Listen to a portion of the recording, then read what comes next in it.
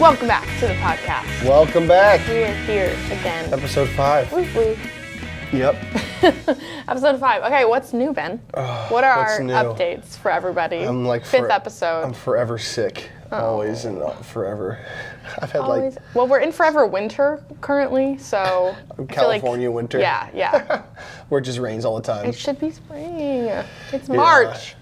I've had a cold / sinus stuff. And That is the worst. it's kind of my jam, but hanging in there. So I'm gonna sound a little nasally.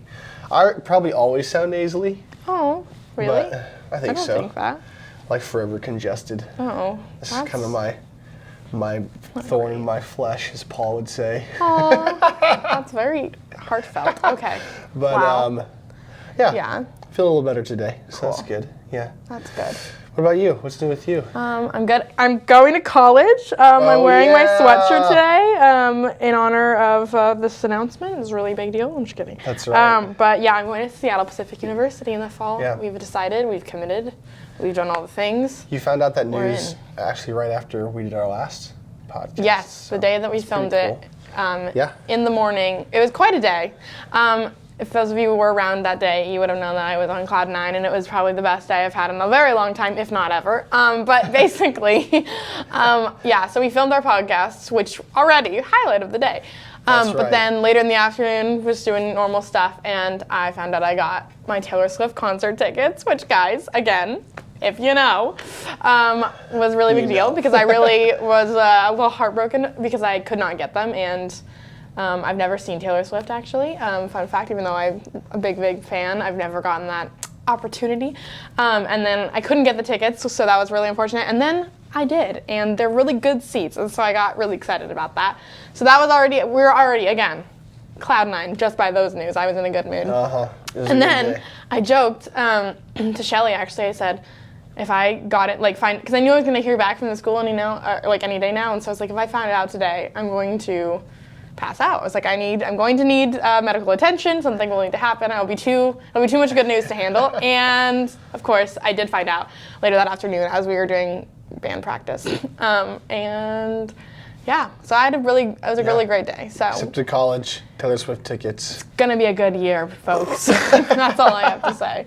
But yeah. So anyways, Nice. So that was exciting. That is good.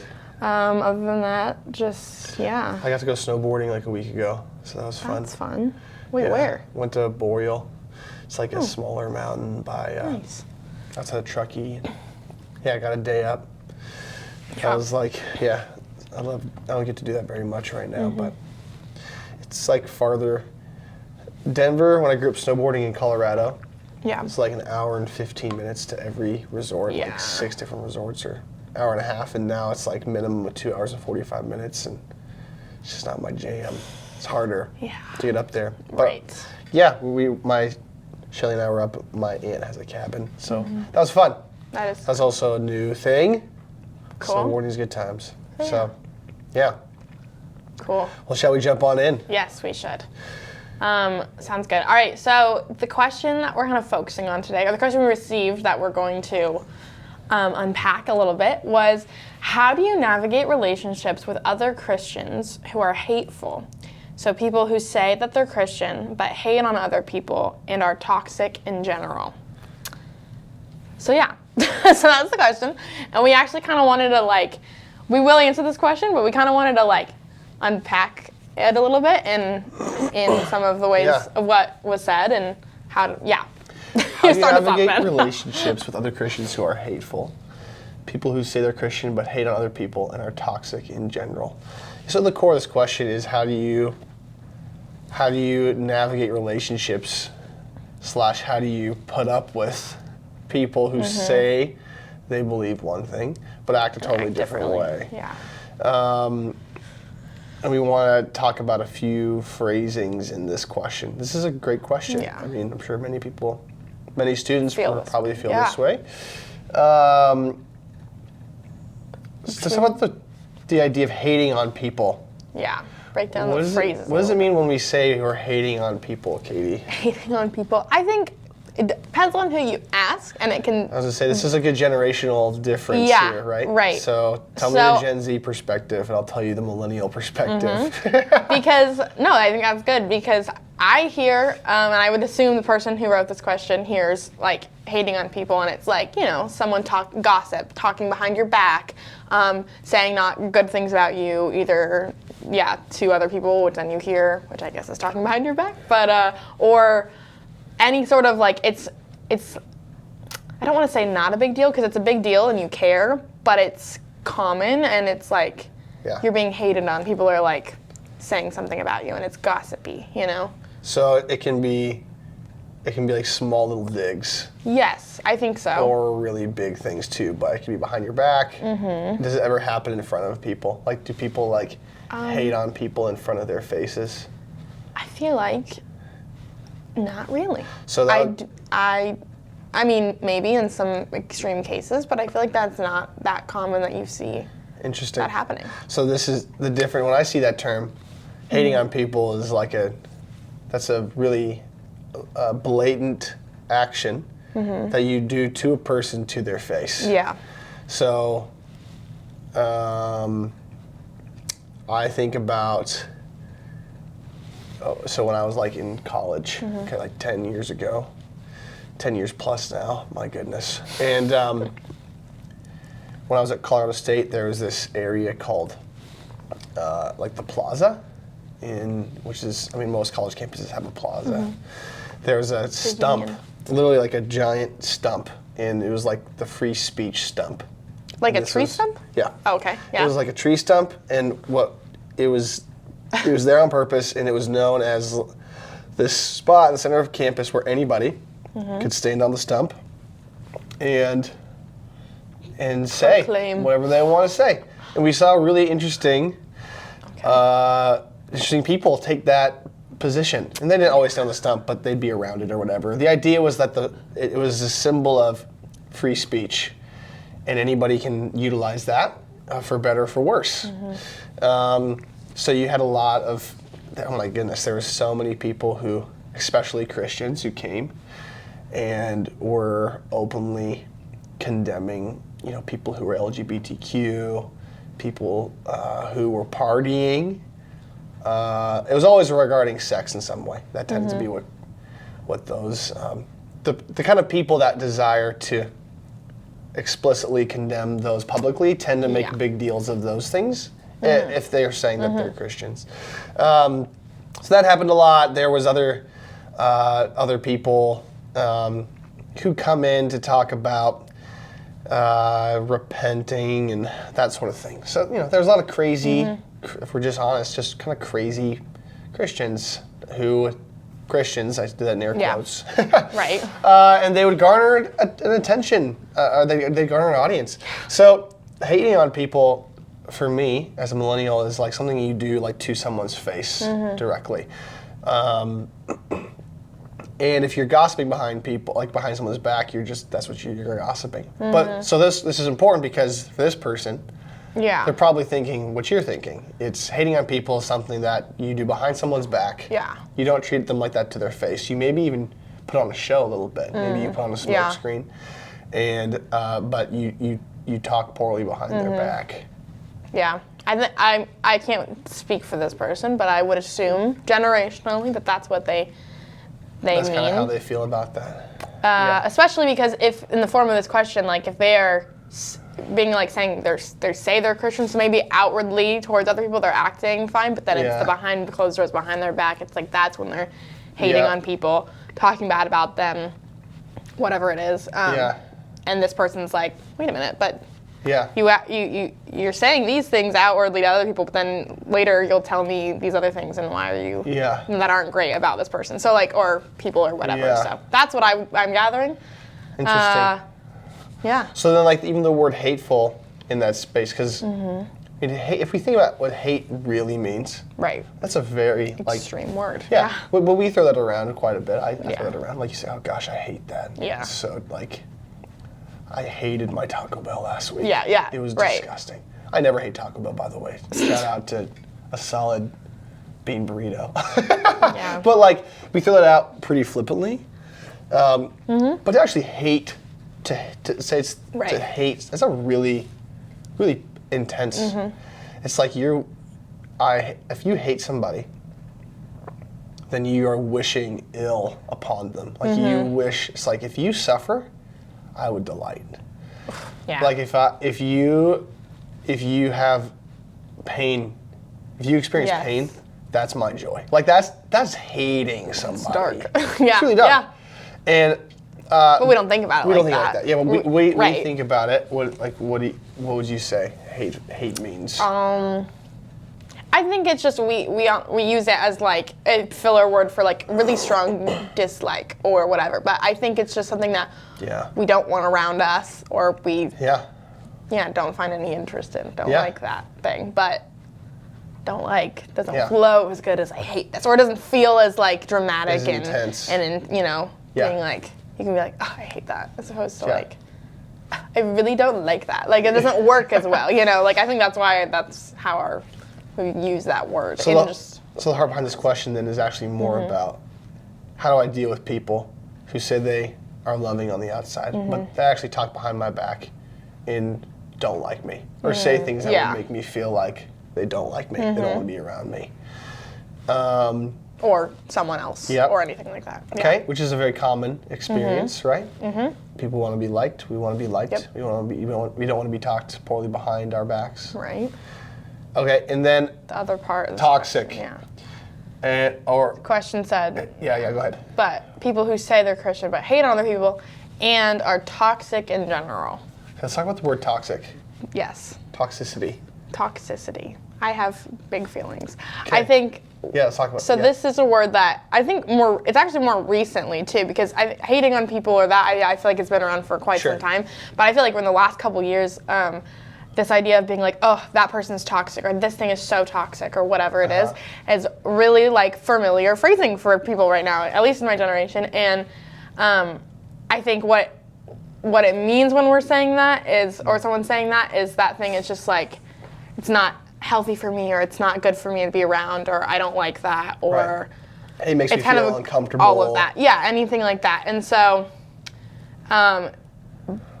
it's really easy for people nowadays to throw out like, oh, this is toxic, or this is just so like, whatever. Yeah. But in the same way as the hateful thing, that word, in reality means something really extreme. Really intense. Yeah, to say something or someone is toxic, we really think about that phrase. I mean, I just think we should utilize that term for things that are actually that way. Right. Because toxic. Yes. I mean, so something that's toxic, it's a chemical term. It comes from utilizing chemicals that can actually cause you physical harm. Right. So if you're around something that's actually toxic, like you're around toxic fumes, a toxic substance, it's around something that can actually just defaultly take your life away. And so the term is like used here, talking about like, man, this person, when I'm around them, they suck the life out of me. But if you're being called toxic, it's like, gosh, like it's saying like their very existence, just being around them, just simply being in their presence, sucks the life out of you. Which that happens. That certainly happens. I think what's challenging about that is, my goodness, it's like a state of permanency. It's like if someone's toxic, if someone wasn't acting toxic, if you've already deemed them toxic, would you see it? Would you be aware? Or have you just made up your mind that this person's toxic? I don't like this thing, so toxic, anything that they have to say at all, I don't care to hear it. And that goes into, I think, what we're seeing a lot right now with cancel culture at large, same idea. Right? Right, totally. That idea. I mean, it almost goes hand in hand, too. And I think, well, just really quick, going back to focusing on toxic and that word, just that idea that, like, it naturally flows into, like, the idea of, like, oh, that person is not good for me to be around, or it sucks the life out of me, or whatever. So it's like, to me, they are toxic, or whatever. So it's easy for us to say that. But then I think, too, and anything we're going to talk about, too, like, the idea of just really quick flip that around. Is someone's calling you toxic, like, that they think literally, like, like you are, like, the worst thing in the world to me. Like, and then someone calling that to you, and it's kind of like, and you're done, like, which again goes into this idea of cancel culture, right? Which is like that we are so familiar with. It's like one thing about them, one thing you don't like, one thing that doesn't vibe with you is putting you down in any way. Instead of dealing with that, it's just canceled. Like we're done. That person made a mistake. Canceled. Yeah, and it's at any point in time in their life too, right? Right. And anything, and it could be, especially with cancel culture, it's like something that happened, they did or said or whatever happened maybe 10 plus years ago, but it's resurfacing now and people don't like it, don't agree with it, whatever it is. Instead of dealing with it or even allowing space for apology or any sort of further reflection, it's like, canceled. I don't like that, so we're done with you. Yeah. Like, yes. Well, this is a big deal. Like, this is just a big deal in general with how the world operates right now. Cancel culture is everywhere. Yeah. Prominent voices of celebrities are being scrutinized for things that they've either said 15 years ago or things they've said now. Yeah. And I think there's a wonderful thing to check people. It's like if you're posting something, you should be thoughtful. Yeah. This is, what does it mean to be living with integrity in what you post but the whole premise of being able to say something and then having an opinion that is different than yours, and that's like this is the building block of how our society works. Like, we have to be able to speak freely, because if we don't, then that's authoritarianism. Like, that's just the worst of societies are those who cancel voices and like, I don't care, like, critique all day. Like, gosh, what this person said was not good. This is really, really unhelpful. And sure, some things maybe that's a toxic thing to say. If that idea, that phrasing plays itself out in the course of time, that's going to hurt a lot of people. Right. But the whole purpose of being able to say things is then also to recognize, okay, but if we're going to embrace rationality and logic, and like, it's like that, like, what's the better argument? Like, what is the better thing on the table? Because if this person is if you just say, this thing right here is toxic, they never should speak again. You're just going to fuel them saying more and more really crazy things, as opposed to like engage, like, oh, okay, well, I think it should be differently. Like, there's a way to actually talk about toxic ideas in a way that doesn't give them so much power. Because if you just fuel that, like, no, they're toxic, you actually fuel it. Like, you're pushing and you're giving it power by becoming as enraged as you are at their statement. Because, I mean, and think about, too, with, like, the example of, like, the celebrities that are canceled. It's like, they never actually really go away. Like, it's not like we cancel them and then they disappear from the face of the planet and never are seen again. Right. And maybe for, like, a month, you don't hear about anything that they're doing, or they can't get a job for a minute, but it always comes back around. And, like, and then we forget, because society moves on to the next thing and doesn't, and then they're fine, and I mean, they're damaged probably from that experience, but, like, they're still there. And so the idea that, like, we just keep doing that, we are, like, fueling, and they haven't grown at all because nobody's actually discussed the issue with them or anything. It's just, like, canceled, we move on, and then they're still there in the same place that they were. So even if that idea of whatever they were saying, doing, did, whatever, was this idea of, like, a toxic thing, instead of dealing with it, we've just been like, canceled, you're done, and then are you really done? So, like, and we're so emotive. We're so quick to have emotional reactions to anything that the word triggers in this too, right? Like, because actual triggering, like when people say, oh my gosh, I'm triggered by what this person said. Well, so the actual word trigger actually belongs for people who've experienced traumatic life events, and not just like, oh, this was so, like, no, like genuine trauma. Sexual abuse, physical abuse, emotional abuse, people who have had really life-altering circumstances, because trauma is actual brain chemistry. And if we adopt that language, oh my gosh, I'm triggered, this person's toxic, it actually doesn't do justice to anyone who actually has legit trauma. Like, we're stealing language that doesn't belong to us. Same with, like, PTSD. Yes. I've heard so many people being like, and half of it's like they're joking or something. But we say that very flippantly. No, I mean, I say like, it let's too. not be joking. Yeah, exactly. Like, oh, like that. gives me PTSD from that one like embarrassing moment in school or something like that, where it's like, that's an actual like post-traumatic stress disorder. Like that's a real disorder that we are taking away people's actual like experiences away and being like, and it's easy. Like again, like we all have done that before. We've all made that comment, either a joke or exaggeration or whatever. But we utilize that language very commonly, and the reality is that that language triggering PTSD and even toxic, like we should utilize those words for things that are actually those experiences need to reflect. Yeah. And so there's this reality within here, or just talking about what does it mean for us to become people who are a little more grounded? Yeah. Because at the heart of this question is, how do I deal with people who really drive me crazy or who say bad things about me? Part of being human is learning how to be around people who say hurtful things. Learning how to hear things that you disagree with. Learning how to be hurt. I want to sit on that. It's actually part of the human experience to learn how to be hurt. Because people hurt others. And they don't even necessarily do it on purpose. Sometimes they do, and this is one of those things, like if they're maliciously hurting people, but this is where this comes into play, and I think here's, the faith perspective in this. I just air quoted faith. The faith perspective in this. The faith perspective in this is that we actually are all toxic. Yeah. We're all toxic. Like we all say things.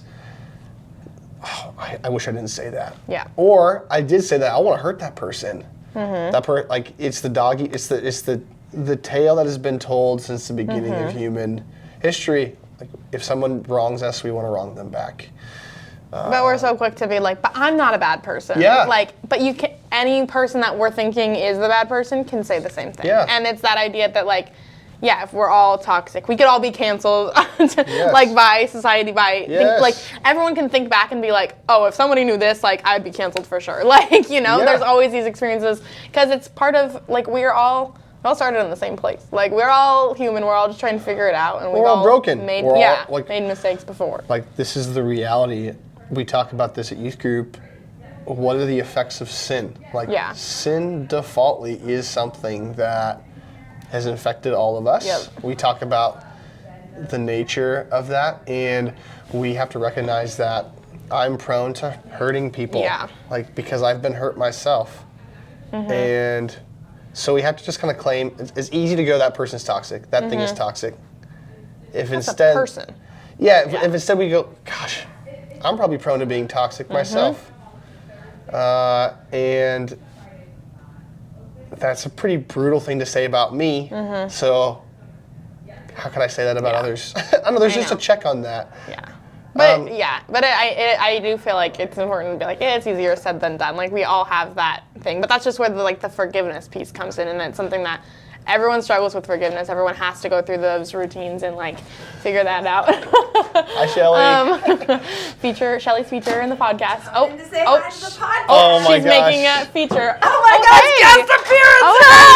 Starbucks. Look at that. Wow, fancy. Anywho, wow. Thanks. We're just talking about people being toxic. We're talking toxic. Yeah, I'm triggered by what just happened. Shelly, are you toxic? Me taking over is toxic. She's the anyways, best. Wow. Yeah, that was great. First podcast feature. Love it. Anyways. That was awesome. Reroute where we talk forgiveness. Here's what I want to talk about. Yes. Before we go into that though. Oh, okay. Because I just want to hear how. So the way that these terms are used now are so much more common, like you said. And it wasn't that they weren't said when I was growing up in high school. People certainly use that word, toxic. Sure. And triggered was much less common, I think, but still kind of used. And I mean, some of these phrasings of just really intense emotional experiences, or language that seems to be more intense for regular emotional experiences. That is that was becoming more prevalent as I was kind of growing up. But for you, it's just normal. Yeah. Talk about some of the ways that you've seen this play out for you.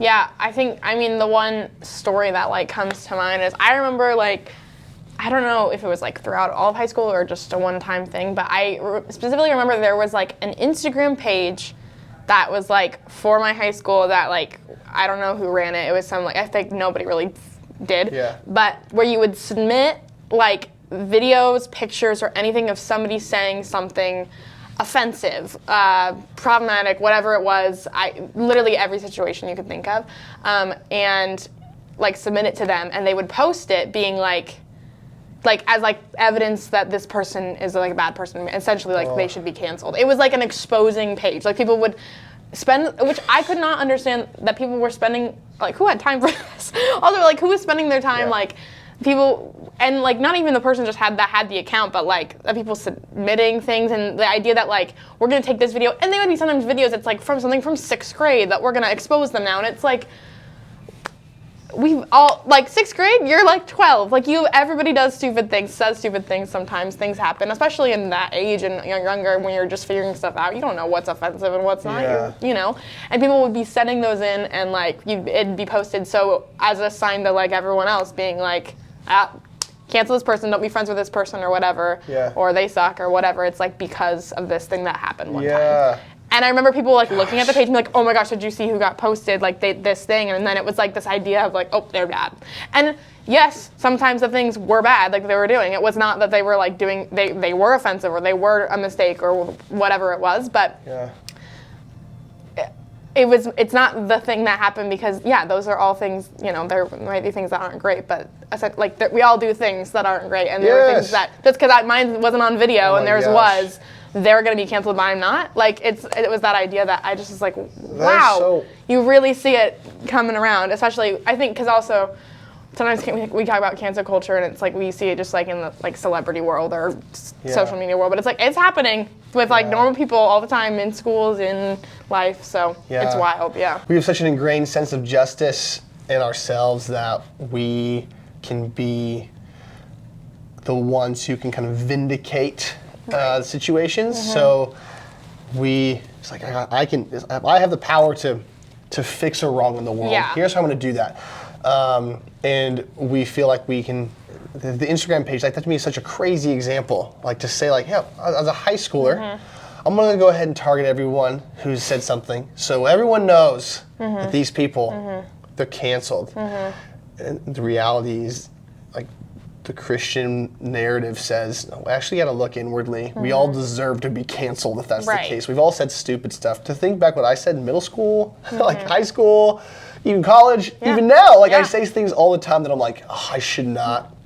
I wish I didn't say that. Or I'm not even aware of that. And if I reflect on it, there has to be a way to allow people to be broken human beings. And that's, I think, what Jesus offers us. And that's the difference here between cancel culture. Jesus never canceled anybody, ever. Like even the Pharisees, he didn't cancel them. He didn't silence anyone's voice. He welcomed questions. No one's toxic. He never called anyone toxic. He called people brood of vipers. So, basically. Which is probably the most equivalency of being a toxic. But he said that he was being a direct call. Like, he said to their face. But it's more like they're acting that way. Not they are that way. It's like you're acting this way, but you can change. And as opposed to the cancel culture idea where it's like, you've acted this way, this is who you are, you're done, no change for you, you're unredeemable, bye. You know? So I think that's the key difference too. Jesus always offers opportunity to follow him. And so Jesus invites us into, I think if we thought about this differently, so back to that question, right, how do you navigate relationships with other Christians who are hateful, who are toxic? To actually go, how do I look at my own life? And recognize the ways that I've been toxic and seek to love other people well, and then to lean into forgiveness and encouragement culture instead of cancel culture. Like that's what Jesus offers that over and over again. I think about that passage.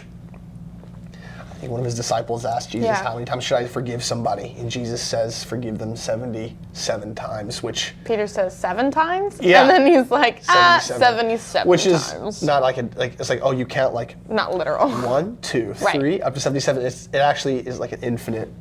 You never not forgive. You always forgive. You always forgive because you're always forgiven. You're always forgiven, and so that allows us to be invited into a different posture in dealing with people in general. We don't have to put up with people. We get to allow Jesus to transform us first, and then that allows us to engage people differently. I think that we have to reject that idea. We got to be really careful if we're calling someone toxic, we have to be really careful how we utilize that term. But there's still importance of living with boundaries. Yes. Right? Yeah. That's still a needed thing. Like totally. If someone actually is a bully to you, to your face. Right. Yeah. If someone actually is speaking hateful words, that happens. Like, of course you have to distance yourself, but right. we just have to be more.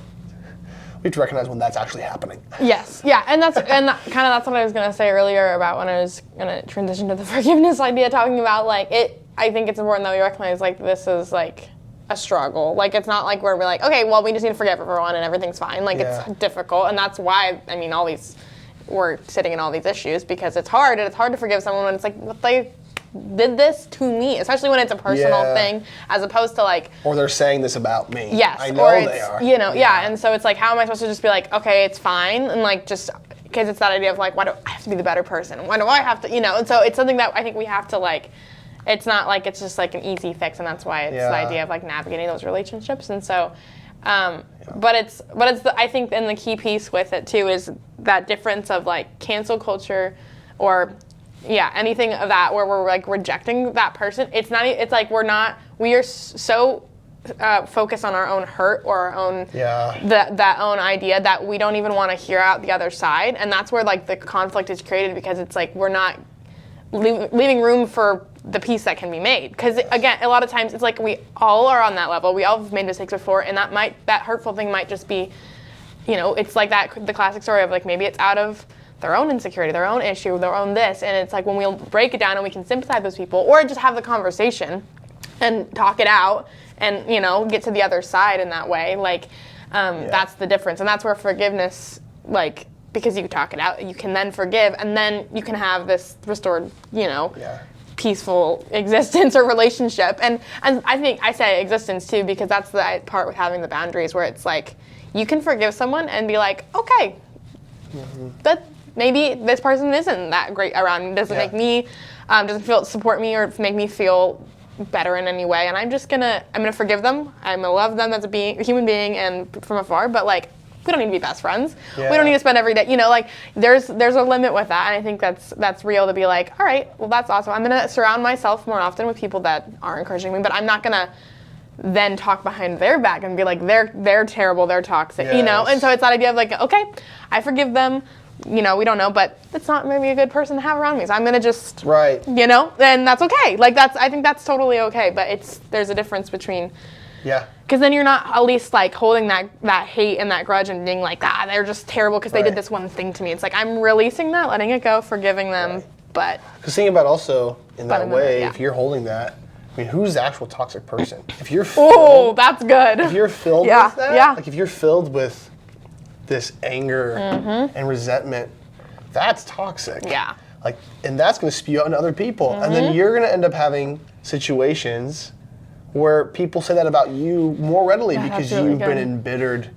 Because the idea, like, somebody hurts our feelings, we're talking about, our instinct is to go to your close friend that is not toxic in your eyes and be like, this is what this person said about me. They're awful because they said this. And now you're insulting them by saying they're awful, and you feel it's rightfully so because they did this, but it's like, that's just spewing along the pattern. And if anything, that whole back and forth is with a toxic piece. And so it's that idea. And again, there's boundaries, there's different levels of this, but like that idea that I think it's just all about checking yourself and being like, where is this coming from? Am I focusing on my bitterness and my hurt from the situation? That's, it is rightfully so. You have a right to be hurt, but like, am I focusing so much on that I'm not seeing the bigger picture?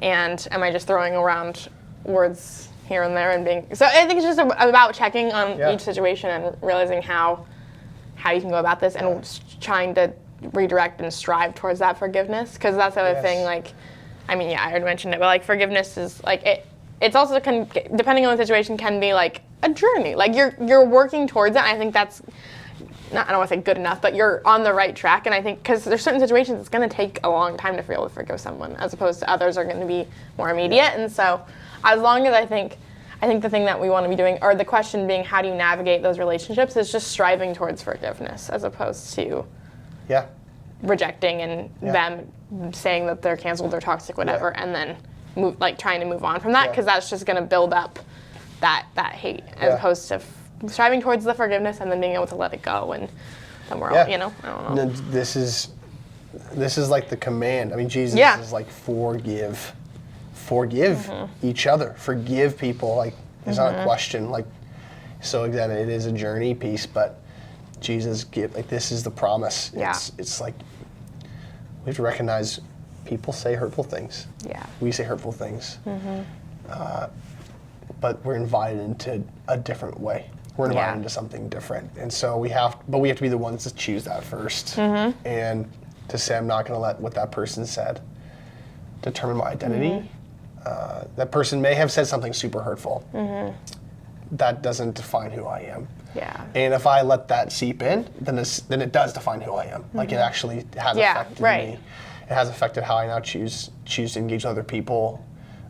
I just think about, there's sometimes, I've had several moments in my life where it's like this person said something here, and then I say something back. And if I actually have enough to be like, can we talk about what's happening right now?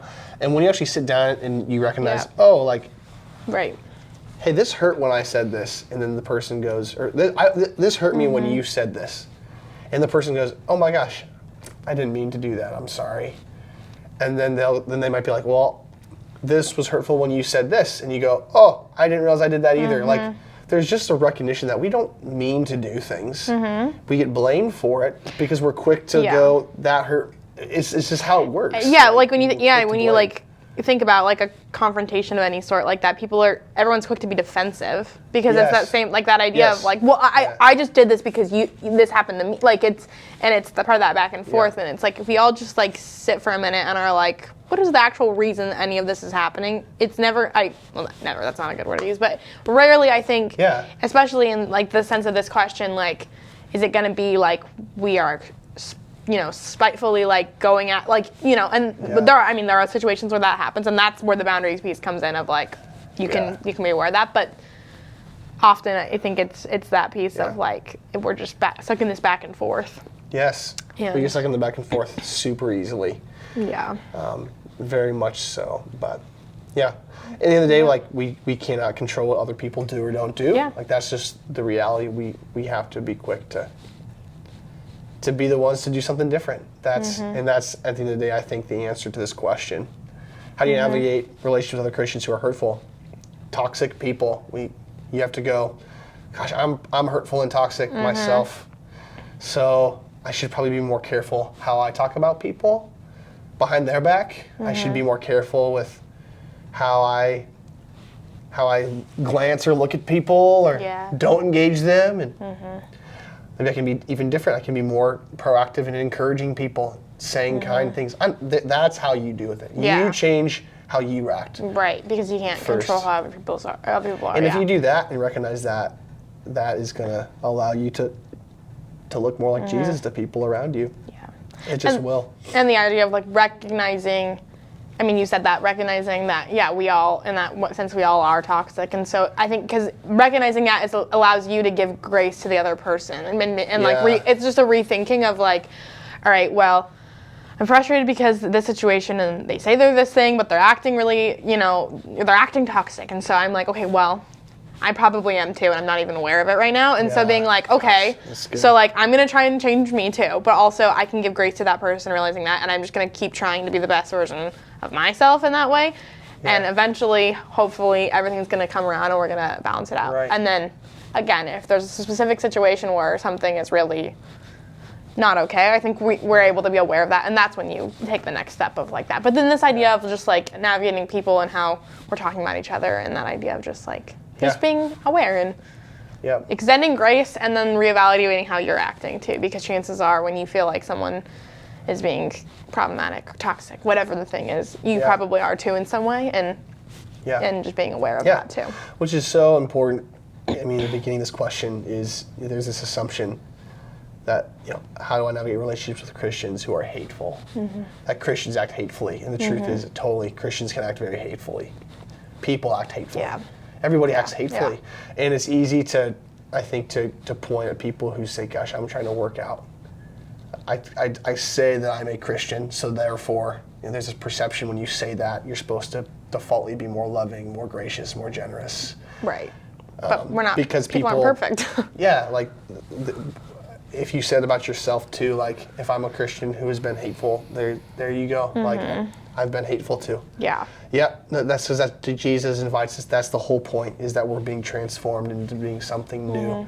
I think there's a part of this where to pray that bold prayer, it's like, God, I cannot, this person has hurt me so bad. They are toxic. God, I need you to help me love them. I need you to give me power of the Holy Spirit to forgive them. I need you to show me what it means to live graciously, because inside of me, I cannot do this on my own. Yes. And that's a starting place. That's a place of fully leaning into what God has, and that'll shape you. It just, over the long haul, those prayers shape you. They shape me. So that's good. It's good. Good stuff Great today. question. Yeah, it was there's an a lot to awesome unpack, question. and I liked that. There was It a was lot of layers. really good question, for sure. It was cool. Do you want to do POV, thoughts from my quiet time. how has the Lord been speaking to you, Katie? in your Yes, quiet time? I'm going to keep it real simple, but recently I think I just, and looking too at that phrase, thoughts from my quiet time, the idea that, that I've been leaning into a lot is the quiet piece of quiet time recently, and because I think I'm a fan of Devo books and all those kind of things, and I've gotten really like, in the last couple months, just really like routined and regimented with like quiet time, being like, all right, it's kind of like I'm like, this Devo thing, I finish it, check, this thing, and I feel like I'm kind of checking the boxes a little bit, so I've been sitting in the idea of the quiet time where I've literally just been sitting, like in quiet, and not working on a book, not doing a thing, because those are great, and I do those too, but that I just, to switch it up to give me a new thing too, I'm recognizing that, I'm like, I think I just need to sit, because half the time too, I'm not even really aware of what I'm needing or what I'm struggling with, because I think, at least for me, and I think a lot of people do this too, we get so like, we'll like be like, all right, let's just focus on the to-do list of the day, so we're not kind of pushing away what we don't want to think about too subconsciously. And so sometimes I'm like, it's like my forced time of like, we're going to think about what we're struggling with, and we're going to sit in it, and it's going to be okay, and we're going to pray about it, and we're going to just sit in the quiet of that, because sometimes that's where the things come up that I'm not even letting myself think about. Or it doesn't even have to be negative. It can be the joyful things that I've just like, or that I'm not recognizing because I'm stressed about something else or whatever it is. So just allow that to come up by being quiet has been really good for me recently. So I've just literally been doing like, and I can't sit still for too long, so I've just been doing like 5-10 minutes, which is still pretty long in my opinion, of just like literally like just sitting in quiet. There's a special spot in my living room, and I just like I'm just gonna sit and drink my coffee, because it's okay to do that too. Or like I'll be looking out the window, just like admiring like the sunrise or whatever it is, and just like sitting in the quiet instead of feeling like I need to do the homework or like do a book, because I've gotten so like rigid about it, where I'm like, I gotta do my quiet time and be the good person that I am, or as opposed to like, am I even like, I feel like I'm like trying to pass a test all of a sudden. So I've been like, let's just sit, and that's so good. I recognize like whether some days it's like I'm looking out the window and it's really pretty sunrise or whatever, so I'm like recognizing like nature and everything that Jesus created, and just being thankful, or it's like, fine, I'll think about the thing that I've really been putting off that's stressing me out, that I don't want to recognize or whatever, and letting it happen. And I'm a very emotional person, as most people that are really close in my life know that I'm a weeper, and so being like, even letting that time be like, if I need to cry today, like, we're gonna get it out now. Like, let it, like, let it come, and instead of being like, I need to just like be professional, get through my day, like do my things, and just being like, I'm just gonna, and that's helped me in like other areas too, just not to feel so like about it and be like, oh my gosh, I'm like a baby, or I need to be not doing this thing or whatever. Just like, this is what was going on with me today, and I'm just gonna let it happen, and that's normal. So that's what I've been doing recently, and just sitting in that. And I think that's so cool to think about too, from the perspective of any listener, but the idea that like everything, when we talk about like quiet time or any time with, when it comes to just like spending time with the Lord in general, like it can look like anything. So including just not doing anything. So like, and just sitting there. So I think that's cool too. Well, the idea of the silence, I mean, I think there's you're tapping into such a deep truth of how Yeah. God speaks to us, and it's actually in the silence. Because that's the beautiful part about, I think, listening to God. Because how do I hear God's voice? Yeah. Have you been quiet recently? Have you been, like, that's the question you should ask. Because there's so much noise. Yeah. There's so much thing. And so this is what I find really cool, too, is in the quiet space, there's this deep, you have to lean into this trust that, oh my gosh, I'm being quiet, I'm being still. All my thoughts are coming to the surface, or whatever that feels like. But I'm gonna actually trust that in my obedience to God to be quiet and still in His presence. Yeah. Be still and know that He is God, that He is doing work right now. That these things that are happening, this is actually God speaking to me. And for me, that's like blowing my mind. I'm like, oh my gosh, even in the chaos of my thoughts when I get quiet, and as uncomfortable as that feels, that's actually God doing His work. I have to trust that that's actually happening. And so I love that. Yeah. I think that's really cool. Yeah. It's been cool to, like, it's a good way, I think, too, to, like, I mean, because there's the times where it's like you're gonna, every time, because I've done, like, there's practices where, like, you sit in the silence, and every time you have a thought, you, like, kind of, like, don't think about things in general. But this has been more for me, like, any thought that comes in, it's like, okay, why is that what's popping in? Because usually it's like, if it's a to-do list kind of thought, it's like, okay, I'm stressed that I'm not doing that, or I'm not going to do it right, or whatever is about that. And then I take that and kind of reshape it in like okay, like I'm praying about that, as opposed, and then it's like, so usually that can like, at least go into a different compartment than it was. So if it started as a stressful thing, at least it's like, okay, we've established that, and we're still probably stressed about it, but at least we're like bringing that to God a little bit, if we can try. And then as the other thoughts come in, and just letting that have that time and realizing, because that's where it's like, with whatever is going to happen for the rest of the day, it can kind of like, I can see what I've got ahead of time and what thoughts are popping in, what's stressing me out, what's coming up, and be able to, I don't know, deal with it better. I love but it. it doesn't, I mean, I'm still good. stressed about all the things, but like it's a good practice just to be in of like how to, I don't know, recognize that How to and be actually, still. and become less numb too, because you're like actually recognizing your feelings, whether they're good, bad, and all the above, and Yes. be able to be okay with being I love emotional, it. because I am an emotional person, and that's okay. So that's where we're at. But that's awesome. my POV. That's from my extra quiet time. I love it. So. Very good. Thanks for Yep. sharing that. Well, cool episode. What a good one. I think Yeah. this is one of my favorites so Yeah. far. It was a good, needed to be talked about too, Yeah. I think. Is really We relevant. all wrestle with how to deal with people that that we deem that can feel toxic and hateful. How to better phrase those words, all that kind of stuff. So yeah, great question. Super good. Well, that is it for this episode. More to come, always. We're excited about what's to come with this podcast and the next few months. But yeah, thank you for listening to this episode. We appreciate it. Do all those YouTuber things, like, comment, subscribe, give us a thumbs up in the description. I don't know what I'm supposed to say, but thanks for listening. This is Our House Podcast. I'm Katie. I'm Ben. Sweet. We love you all so much. We'll see you soon. And always remember, Hashtag this is our house. Wow. Boom!